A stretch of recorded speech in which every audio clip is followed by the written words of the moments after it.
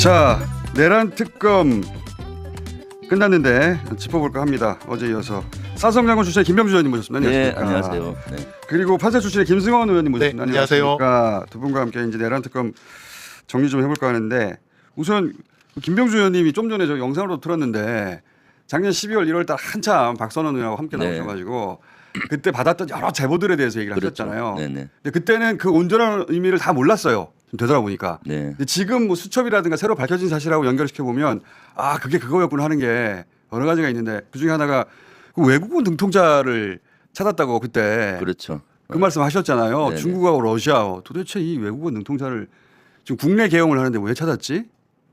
했는데 중국어 능통자는 그 중국 용역업체 때문이었던 것 같지 않습니까? 네, 그렇죠. 그 수첩에 나오는 용역 업체를 이용을 해서 뭐 예를 들어서 우리 정치인들을 제거하는 데 쓴다. 네. 그런 데와 연관이 될 수 있죠. 그때 불행 요원들은 주로 중국이나 러시아 이런 데서 많이 활동하는 요원들이니까 중국 능통과 러시아 능통자가 있죠. 또 그런 측면으로 지금 보니까 퍼즐이 맞춰지는 것 같고. 그래서 중국어 네. 능통자를 네. 찾았던 것 같은데 근데 네. 러시아 능통자를 찾았다. 네. 그 이유가 있을 거 아닙니까? 그거는 이제 북한을 통해서 계엄의 조건을 만들려고 했는데 실패했잖아요. 때 필요하면은 러시아나 몽골이나 또는 다른 쪽에서 공작을 해서 그러니까. 내란의 비상계엄의 여건을 만든다든가. 그 다른 네, 뭐 러시아 어딘가에서 네, 북한을 자극하는 네, 그렇죠. 그래서 북한이 한국을 그냥 둘 수 없다 뭐 이렇게 그래서 한국을 공격하게 만드는 그렇죠. 우크라이나 전장이 될 수도 있는 거예요. 그럼 네, 예. 그죠? 러시아와 우크라이나에 전쟁했잖아요. 그리고 북한이 러시아에 파병을 했고, 그리고 북한과 러시아가 밀착 관계가 있으니까 러시아를 활용을 해서 뭐 북한이 우리에게 도발을 한다든가 또는 비상계엄 러시아인 척 해가지고. 네네네. 그런 공작을 그러니까 지금 특검 조사를 보니까 북한이 우리에게 도발을 해서 비상계엄을 하려는 분야에 대해서는 어느 정도 정리가 됐는데 예, 예. 그것이 실패했을 때 그 국내에서 여건을 만들려고도 했잖아요. 예. 불행 요원들 또는 오비를 활용해서 청주공항을 폭파한다든가 사드 기지 폭파한다는 제보가 있었잖아요. 그렇죠. 북한이 도발 안 하면은 국내에서 혼란을 소요를 일으켜가지고 그게 마치 북한이 일으킨 네네 그것이 마치 그렇게 되면은 비상계엄 조건이 되잖아요. 차후라도 그렇게 하려고도 했던 것 같고 북한이 아니면 중국과 러시아 이런 데를 또 활용을 해서 그러니까 중국과 뭔가- 러시아에서 북한을 자극하는. 그렇죠. 네. 네네. 아니면은 이런 것도 가능하지 않을까요? 그러니까 우크라이나에서 전쟁이 있는데 북한 군복을 준비했다는 얘기가 있었잖아요. 네. 그러니까 그 북한군인 척하면서 우리 대사관을 공격한다든가 네. 뭐 그런 식의 사건을 일으켜가지고 우리 국민의 분노를 일으켜서 북한을 공격하게 만든다든가 뭐 하여튼 전쟁 그러니까 계엄을 선포할 합법적인 요건을 만들려고 네. 그런 공작을 시도한 게 아닐까? 그러니까 노상원은 사실은 공작의 전문가거든요. 정보사령관 하면은 중국, 러시아의 불행 요원을 보내서 사실은 북한의 정보를 빼오는 데 전문인데 그런 것들을 비상계엄의 조건을 만드는 어떤 공작으로 활용을 했던 이런 수사가 너무 미진해요. 또 국내에서 오비들을 활용을 해서 뭐 사드 기지라든가 청주공항도 그거 미군들이 있거든요. 그런 미군들을 공격하게 되면은 마치 엄청나게 커질 거 아닙니까? 그러니까요. 그래서 북한이 비상계엄의 미군 기지를 공격했다 뭐 이런 식으로 만들 수 있는. 네, 그렇죠. 네. 예. 러시아가 배후에 있다는 것을 암시적으로 보여줌으로써 미국 트럼프의 당선자의 지지를 얻으려고 하는 그럴 수도 있어요. 그런 좀 이중적인 목적도 있지 않나 그런 싶습니다. 예를 들어서 아무 이유 없이 중국 능통자, 러시아 능통자를 찾을 리가 네, 없잖아요. 네, 그러니까 네. 왜 그때 찾았지? 이런 수사 같은 게 지금 안 된 것 같아요. 네, 네, 네. 그게 이제 우리가 모르는 노상원의 검은 계획이었던 것 같은데 네, 그런 대목이 지금 안 돼 있고 그렇죠. 그리고 또 부족하다고 생각하는 대목이 어떠십니까? 저는 사실은 김건희와의 연계성 아, 그렇지. 이 지금 전혀 뭐 수사가 안 된 것 같고요. 실제 그 분야가 계엄도 몰랐다고 하고 네. 그리고 무속도 아니라고 하고 네. 그렇게 결론을 내렸던. 그다음에 12월 4일 날 계엄이 해제된 날 당정대 회의를 하면서 비상계엄을 정당성 있잖아요. 예. 하면서 책임 전가를 김용련하고 군하고 경찰에 시키려고 했잖아요. 예, 예. 저는 당정대가 다 사전에 다 관여가 돼 있다고 봐요. 내라. 그럼 대통령실이 많이 빠져 있어요. 안보실 같은데 예를 들어 김태호 같은 경우 네. 왜냐하면은 윤석열이가 비상계엄을 22년 11월부터 얘기했잖아요. 네. 김태호가 23년 여름에 HID 부대를 방문하고 다 하지 않습니까? 네. 그런 것들이 제가 봤을 땐 다 비상계엄의 얼개와 준비 과정인데. 예, 그리고 또 HID 요원을 대통령 안보실 그 위기관리센터에 놓고 TF를 만들어서 그렇죠. 직보 라인을 만들었다든가 예. 이런 것들이 다 비상계엄을 염두에 두고 했을 거라고 보는데 이런 데가 다 빠져버렸고요. 그렇죠. 대통령실 네. 김태호 특히 김태호실 안보실 차장이 네. 기소도 안 됐어요. 그러니까요. 내란과 관련해 가지고 네, 네.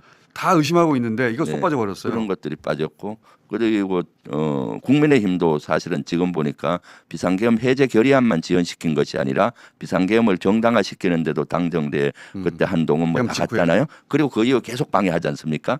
그럼 뭔가 연관성이 있을 텐데 국민의힘이 딱 2명만 기소했잖아요. 네. 임종덕과 추경호. 네, 추경호. 그래서 그런 면이 빠졌고 그리고 전체 숲이 빠졌어요. 저는 제일 중요한 것이 전체수표? 전체 숲이 이번이 전국 비상계엄이었잖아요. 전국 비상계엄이었기 때문에 전체 행정부, 전체 지자체가 관여가 직간접적으로 돼 있었는데 전혀 이런 것들이 조명이 안 됐고 그다음 비상계엄이 성공했다면 다음 날 아침에 전국 관공서에 전부 다 계엄군이 갔을 텐데. 계엄군이 갔고 지자체장들이 협조했던 지자체장이 꽤 많을 거예요. 거기 사실 빨리 끝나서 잘 드러나지 않아서 빨리 그렇지. 끝나서 네, 경찰서라든가 관공서 앞에 계엄군을 못 봤죠 우리가. 네, 네. 그런데 만약에 계엄이 성공했으면 네. 그 다음 날 관공서하고 그 언론사, 네. 방송국 그리고 경찰서 모두 계엄군이 접수하는 거 아닙니까? 네, 그래서 일부 빨랐던 데는 예를 들어서 문체부 이하에 보면 한예총 같은 데도 폐쇄했고, 한해축 폐쇄했죠. 네, 폐쇄했고 그런 수사들이 미진하고 또 도청도 폐쇄한 데가 꽤 많았어요.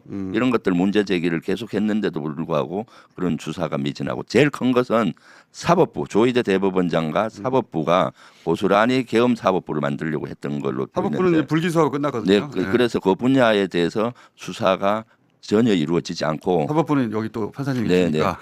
저는 그 분야는 제일 중요하다고 봐요. 사법부. 왜냐하면 사법부가 고스란히 계엄사령부의 통제를 받고 군사법원의 13개 범죄는 바로 이양을 해야 되거든요. 민간인도. 그런 준비가 밑에서 이루어졌을 텐데 그런 조사가 안 이루어진 거죠. 이 대목 어떻게 네. 생각하십니까? 제가 해야 드릴 말씀을 우리 김명수 최고위원님께서 다 하셨는데 그건 맞는 말씀이고요. 예컨대 이제 내란을 일으키는 입장에서는 국회 계엄 해제가 제일 무서울 것이고 예. 두 번째가 이제 사법부가 협조를 해줘야 되거든요. 그렇죠. 예, 그러면 막 이 지금 잡아드릴 거 아닙니까? 예, 윤석열이가 바로 한 게 이제 박한수 육군참모총장 계엄사령부를 통해서 포고령을 발표하지 않았습니까? 그럼 포고령을 발표했으면 거기 보면 이제 정치적인 뭐 집회라든가 결사 다 금지되고 네. 그다음에 언론 출판도 다 금지되고 그럼 무수한 사람들이 체포돼가지고 그러면 당연히 국민들이 뛰어나오죠. 그렇죠. 그러면 당연히 그 영장 없이 마구 체포하고 압수수색하고 막 난리가 날 텐데 그러면 판사들이 하는 일이 그 계엄 사령관을 중심으로 한 군사법원 밑으로 가서 네. 거기서 영장을 발부를 해줘야 돼요. 그러니까요. 사후적으로. 그런데 만약에 사법부 예컨대 조희대 대법원장이 이건 불법 계엄이고 우리 못하겠다라고 네. 해버리면 그때부터 완전히 꼬이는 거죠. 억울해지는 거죠. 지금 그렇게 불법 구금이 되는 거죠. 그렇습니다. 그 전원이 예, 예. 또 판사들이 또 역량에 따라서 이거는 구금 포고령 위반이 아니다라고 그러니까요. 할 수도 있거든요. 마구 막 수만 명 잡아넣었을 텐데 그렇습니다. 구치소 네, 네. 구치소 다 털어가지고 그 수만 명을 수감을 계획을 세웠잖아요. 네, 그럼 네. 수만 명 가둬놨어요. 근데 이제 다 이 사람들을 그러면 그 계속 수감할 건지 풀어줄 건지 결정해야 되는데 다 판사가 하잖아요. 그렇습니다. 판사의 도장이 필요한데 그 용감한 판사들은 나 못하겠다라고 아니면 네. 기각을 시키거나 그럴 겁니다. 그럴 때는 그 판사를 예컨대 체포해서 딴 데로 보내버리고 또 새로운 판사가 와야 되거든요. 이게 사법부 협조가 필요하죠. 처음부터. 필요합니다. 저는 그렇게 배웠어요. 처음부터 필요하죠. 예, 예. 네. 제가 법무관일 때 판사일 때 계엄령 내리면 어떻게 해야 된다 행동요령 매뉴얼이 다 있습니다. 제가 말씀드린 게 그런 거고 그런 협조가 필요한데 예컨대 윤석열이라든가 계엄 세력이 내란 세력이 그거를 사법부 조의대한테 통보를 안 했거나 사전에 내락이 없이 그냥 했다? 그건 말이 안 되죠. 그리고 계엄 직후 예. 설사 그 전에 안 했더라도 계엄 직후 가장 먼저 사법부 연락해서 협조를 구해야 되는 게 수순으로 맞잖아요. 최소한 그렇죠. 추경호라든가 누구한테 전화해서 미안해 내가 뭐 늦게 전화했어 뭐 비밀 하지만 이 정도 협조해. 전화는 해야죠. 협조해 달라고. 그랬을 법 하거든요 지금. 그게 수순이고 그게 어떻게 보면 합리적인 추측인데 근데 제가 초기 단계 듣기로는 조희대 측과 윤석열 측이 그 통한 뭐 이렇게 접촉한 그게 있다라는 네. 그 제보를 받았어요. 그래서 최소한 윤석열이가 계엄 선포하고 전화는 했겠거니 저는 그렇게 생각을 했는데 그것에 대해서 지금 특검이 아무런 얘기를 안 하고 있는 것 같습니다. 없어서 안 하는 건지. 예. 그건 저는 분명히 모르겠는데. 윤석열이 조희대 사법부한테 얘기를 전화를 했을 것 같거든요. 사법부가 우선 협조해달라. 계엄에 대해서 매우 그 수긍하는 듯한 태도에 네네. 그런 기사는 조선일보에 바로 나왔죠. 그렇죠. 이 계엄이 합법적이라면 하면서 이제 계엄 후속 절차를 자기들이 수행하겠다는 네, 식으로 네. 조선일보 기사가 나왔지 않습니까? 그걸 보면은 그 전에 전화를 했나? 뭐 이런 의심을 하게 되는데 이 대목은 이제 전체가 불기소 처분됐어요. 네, 그렇습니다. 그러니까 윤석열 입장에서는 국회는 무력으로 제압을 하고 사법부는 어떻게든 회유를 시키거나 동조를 얻어야 되는데 그런 작업이 없이 그냥 했다라고 하는 거는 저는 말이 안 된다라고 그 분야는 보여지고. 제가 4주 전에 네. 5주 전부터 그 대법원 앞에서 이런 시위를 했었는데 4주 전에 내란 특검을 방문했어요. 예. 그 내란 특검 대응 위원장 자격으로 위원들하고 왜냐하면 사법부 수사 촉구 때문입니다. 네. 12월 3일이 되면은 그 전에 압수수색을 해야 통신 기록을 확보하는데 그 빨리 압수수색을 하라고 요구를 했거든요. 가서 사법부가 이렇기 때문에 해야 된다라고 했을 때 그때 특검에서 얘기는 본인들이 기초조사는 했는데 우리가 압수수색 영장을 발부하면은 그 청구하면 법원이 안 청구하면 법원이 주겠냐 이런 소극적인 얘기를 해서 무슨 소리냐 안 주더라도 해라. 만약 안주 법원에서 거부하면은 국민들이 들고 일어나고 우리가 들고 일어날 것이다라고 했는데 거기에 대해서 그 특검도 대단히 좀 인식 자체가 우리가 느끼는 거하고 온도 차이가 많아서 제가 1시간 가량 설득을 시켰는데도 못했죠. 특검은 그랬을 수도 있을 것 같아요. 그러니까 그 웬만한 사건은 자꾸 영장 기각되고 있는데 특검 네. 그 이 내란의 핵심으로 가는 길목의 영장들 계속 기각되는데 아예 본류를 향하는 이 영장이 나오겠냐 네. 이렇게 생각하고 그쪽은 수사를 제껴뒀을 수도 성과가 안 나올 것 같아서 그랬을 수도 있겠네요. 그래서 부담을 되게 갖고 있더라고요. 그래서 당신들 힘 실어 주려고 내 와서 1인 시위도 하는데 그럼 단식 투쟁이라도 해야 되겠느냐 했더니 아이 그러지는 마시고 그래서 조금 미온적인데 저는 이번 내란 특검의 발표가 이제 축구로 얘기하면 전반전 끝났고 이제 후반전에서 이런 미진한 분할을 2차 종합 특검으로 가서 해야 된다고 봅니다. 이번에 내란 특검은 사상 최대 규모지 않습니까? 네. 특검보만 6명이고 검사 60명이고 수사 인력 100명, 그다음에 지원 인력 100명. 사상 최대 규모로 이루어졌고 또 사실은 수사 준비 기간에 구속 취소로 석방된 윤석열을 또 전격적으로 구속을 시켜서 성과죠 큰. 굉장한 기대를 갖고 지켜봤는데 어느 때부터인가 수사의 동력이 떨어지거나 소극적으로 변한 것이 그 검사들 뭐죠? 검정색 넥타이 네. 검사들이 일제히 사보타지하고 예, 예. 그다음에 영장 원대 기각되고 복귀 시켜달라 예, 뭐 예, 이런 예. 얘기하고 그러면서 이 기세가 좀 꺾이고 네네. 그랬던 것 같아요. 그래도 어쨌건 이제 윤석열 쪽 수사는 보여지는 거는 다 했다고 그러니까 했다고 보여지는데 군대 외환이라든가 이쪽 수사는 약했어요. 거의 이루어지지 않은 게 사실은 그 군 인권센터에서도 그 저기 뭐야 얘기를 했지만 군에서 파견된 군검사라든가 군 수사관이 사실은 지금 그 내란 세력과 밀접하게 관계가 있는 뭐 김동혁이라고 뭐 육군 검찰 최고 거기에 이제 영향력이 있는 그런 군 검사라든가 수사관들이 많다. 그래서 이거 수사 제대로 안 될 것이다라고 경고를 했거든요. 저도 그런 제보를 받고 이거 가르쳐야 된다라고 했는데 계속 끝까지 가더니만 결국 군과 관련된 수사는 거의 이루어지지 후반에 않은 것 굉장히 같습니다. 미진했죠. 예. 예, 예. 네. 그래서 하긴 그런 했는데 미진했어요. 네, 예. 그럼요. 구성에서부터 좀 많이 문제점이 미진하죠. 있고 예. 네, 네. 그리고 이제 군과 관련도 미진했고 근데 일반인들이 기대하기로는 김건희 씨 관여가 드러날 거라고 기대했는데 이 대목이 통째로 또 빠졌어요. 맞았습니다. 사실 김건희 저희가 씨 관여가 없다. 네, 초기에 이제 김건희 씨 쪽이 조희대 사법부와 연관이 된 것이 이제 김충식 씨와 정상명 씨 네. 그거 한번 조사해 보라고. 그다음에 이제 그 과연 회동이 있었는지에 대한 수행하는 사람들 위치 추적이라든가 그런 거 통화 내역을 봐야 된다라고 했는데 그것에 대해서 지금 무혐의를 한 거 봐서는 거의 뭐 수사를 좀 방기했다라고 저는 생각합니다. 저는 김건희 씨 측근들이 와가지고 아유 그날 크게 싸웠고요. 김건희 씨가 윤석열한테 난리 쳤고요. 이런 예를 들어서 초기 진술이 몇 명한테 있었다. 그러면 그거에 기초해서 출발하지 않았나 수사가. 왜냐하면 어제 이제 기자들 백브리핑 할 때 그런 얘기를 했거든요. 그런 싸움이 있었고 둘 사이에. 근데 그런 싸움을 누군가 들었다면 관절을 드러낼 수 있었던 사람인 것이고. 네, 그러면 이미 김건희 씨 측근이에요. 그렇죠. 그러니까 그 측근의 진술은 이미 김건희 씨가 준비시켜둔 진술일 수 있거든요. 그 내란 실패한 후에 혼나는 장면을 본 거 아닐까요?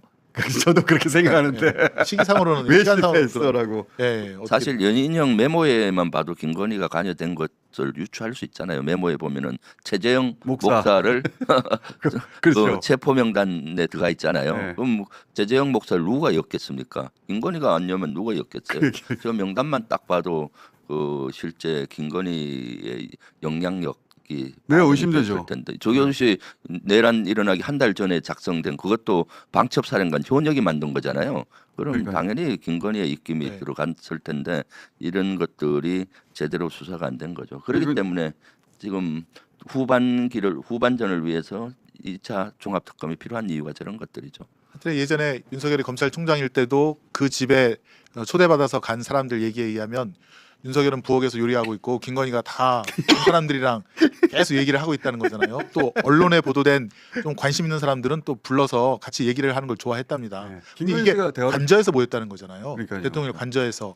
그럼 그 장군들이 와서 뭐야 근데 뭐 윤석열한테 뭐 충성을 다할 장군들이다 했을 때 관저에서 모였을 때 그럼 김건희는 딴방에서 자고 있었겠느냐. 단방에 있었다 하더라도 그 스토리를 몰랐겠느냐 이거죠. 예, 그리고 김건희 씨는 잠을 안 자지 않습니까? 안 자는- 새벽까지 맨날 카톡하는 사람인데. 네. 낮에 그러면 그 자는지. 모였을 때 가서 분명히 또 얘기를 하거나 어떻게 돌아가는지를 저는 알았다고 생각을 합니다. 저도 그렇게 생각하고 그 중앙일보가 계엄 일주기 때 네. 종합 취재하는 거 내놓은 거 보면 윤석열 말이 많고 네, 비밀 그 입이 가벼운 사람인데 김건희 모르게 계엄을 할 수 있는 사람이 절대 아니다라고 용산 참모가 말을 했잖아요. 네. 예. 저는 또 맨날 본 사람이 하는 얘기 아닙니까? 그렇습니다. 예. 윤석열은 실제 입이 가볍고 말이 많은 사람이고 중요한 결정을 김건희 씨한테 물어보고 주술에 물어보던 사람이에요. 근데 네. 이 중요한 걸 어떻게 안 물어봅니까? 그렇습니다. 저거는 여러 번 아마 김건희한테 비상계엄 한다고 얘기하지 않았을까요? 22년 11월부터 비상대권 나한테 있으니까 김건희가 저는 계엄하라고 했다고 봐요. 거꾸로. 그러니까요. 그러니까 수시로 그랬을 거고 12월 2일하고 3일 날 보면은 비상계엄 일어나는 날 그날 아침에도 조태용 국정원장하고 김건희 문자를 하잖아요. 그러니까 참 법무부 장관한테도 이래저래 지시하고 새벽에도 진짜, 보내고. 그렇습니다. 법무부 장관한테 새벽에 카톡 하더라고. 김건희 씨가 남북 통일에도 관심이 많았다는 통일 것이고, 대통령 얘기. 그다음에 김준혁 의원님 얘기에 의하면 본인의 그 왕비의 그 권력을 상징하는 네. 그런 그 왕실의 물건들을 많이 갖다 놨다는 거지 않습니까? 그리고 이제 병풍도 네, 네. 병풍도 그 중에서 왕비가 주인공인 병풍을 그 전문가 아니면 알아볼 수 없는데 그걸 관제에 갖다 놨다잖아요. 네네. 자기가 왕비라고 생각한 거예요. 그렇습니다. 네.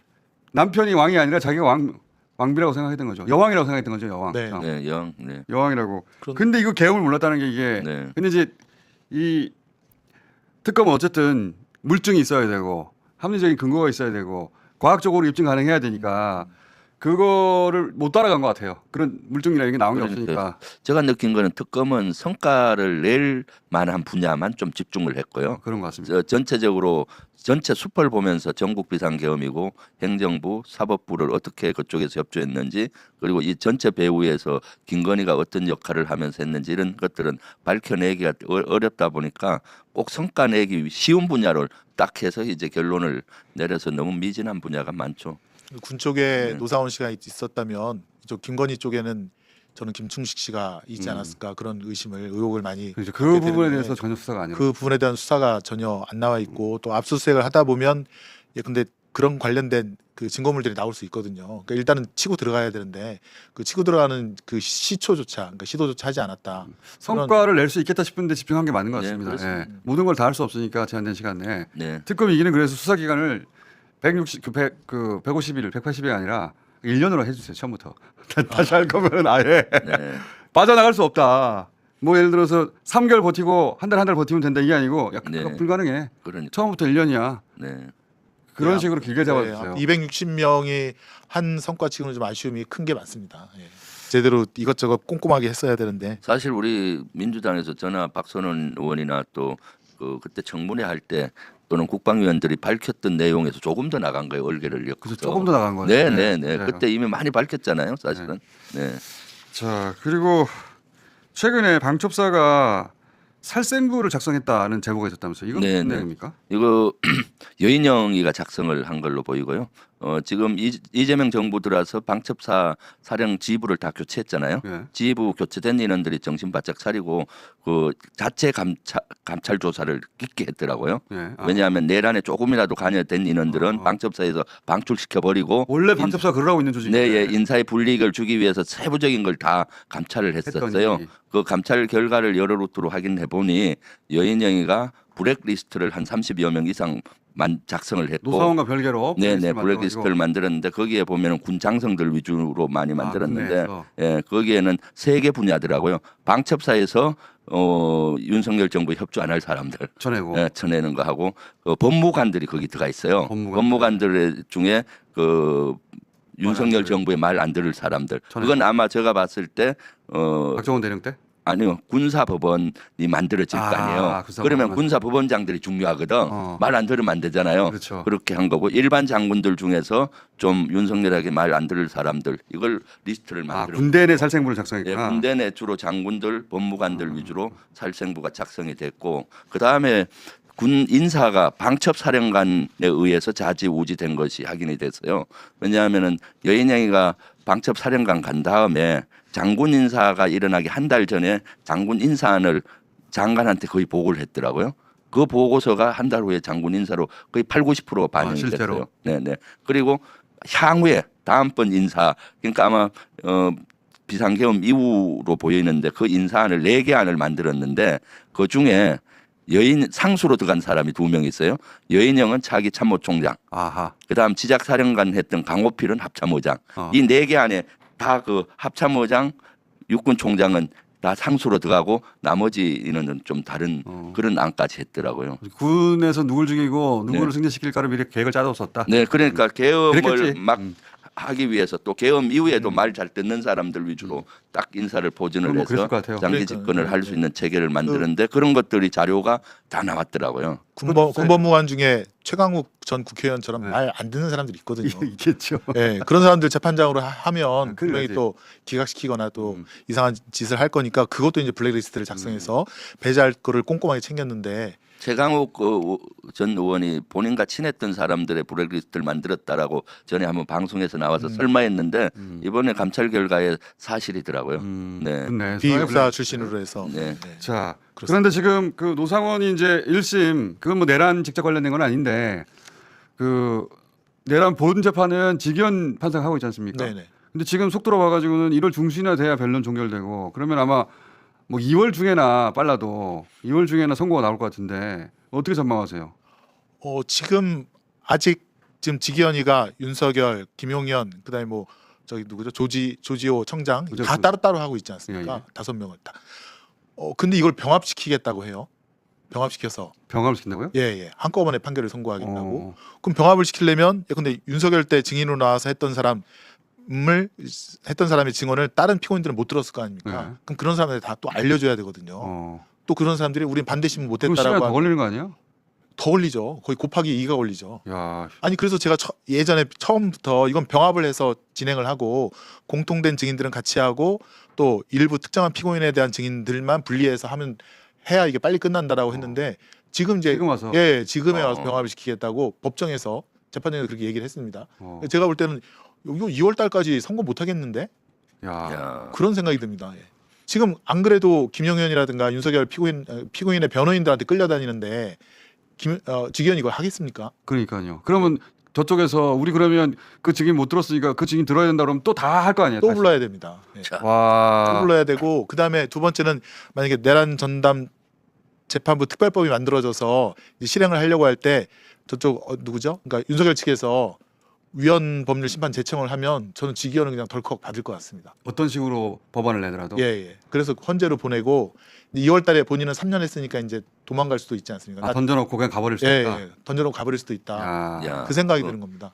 물론 이제 위헌 법률 심판 제청 그 심판하는 기간 동안은 구속 기간은 정지가 되니까 윤석열이 뭐 설마 풀려 나지는 않겠지만 설마 보석까지 해주고 나가지는 않겠죠. 그건 또 그렇지만 모를 일입니다. 모를 일이죠 사실은. 마지막에 그 헌대로 던지고 보석시키고 가버리면 어떡해요? 가버릴 수도 있죠 사실은. 그러니까 그 걱정이 되는 거예요. 예. 워낙 그냥 엉뚱한 짓들을 많이 하니까 진짜. 그게 좀 걱정이고요.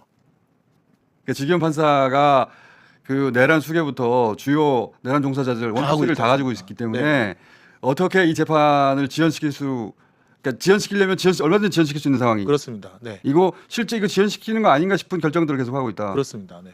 사실은 처음에 기소할 때 보면 그 다 한 80%는 다 똑같고요. 공소장을 보면 나머지 피고인별로 조금씩 틀린 그렇죠. 부분만 실행 파트만 다른 건데. 있기 때문에 주된 줄기는 똑같기 때문에 같이 병합해서 재판하면 처음부터. 되거든요. 근데 그걸 안 하고 계속 따로 하고 있어서 이상하다 저 병합시켜라 했는데도 이제 안 하고 마지막 있다가 순간에 와가지고 증인들 다 부르고 나서 지나갔는데 네, 네. 병합시키겠다고 하면 뭐 노상원 쪽에서 아니 그 윤석열 때 그 증인 우리도 들어야 돼요. 이렇게 나올 수 있다는 네, 거죠. 그러니까 차라리 지금 병합시키지 말고 따로따로 선고해라. 지금은. 지금은 그래야 빨리 끝날 것 같습니다. 야.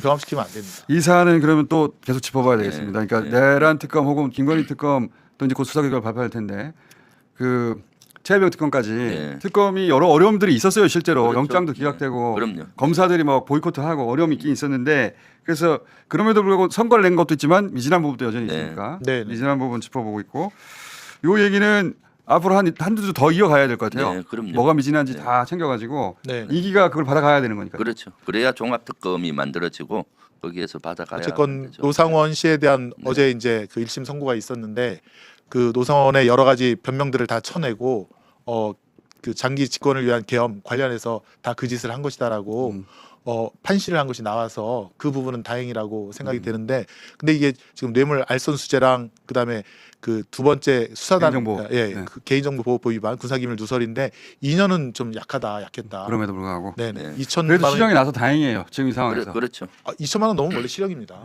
근데 1년 하느냐 1년 6월 하느냐 그 차이인데요. 예. 2년 한 거 봐서는 좀 약했다. 그래도 그건 의미가 있다고 봐요. 노상원이 한 것이 유죄로 인정이 됐기 때문에 내란에 관련된 것이 다 유죄로 연관이 되잖아요. 자 오늘 여기까지 해야 되겠습니다. 네, 네, 네. 뒷사람들이 있습니다. 네. 네. 또 모시겠습니다. 감사합니다. 네, 감사합니다. 감사합니다.